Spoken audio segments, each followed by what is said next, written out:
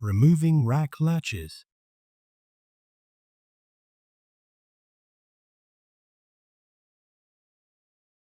Remove the front top cover. Remove the rear top cover.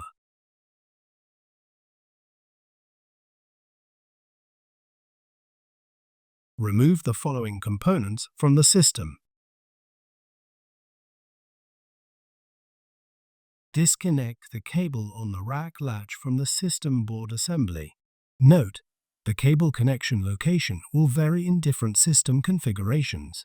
Unfasten the screws that secure the cable retainer to the side of the server.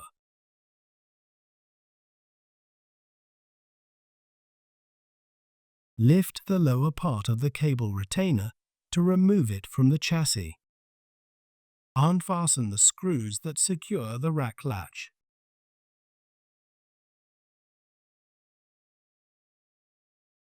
Slide the rack latch forward slightly and then remove it from the server.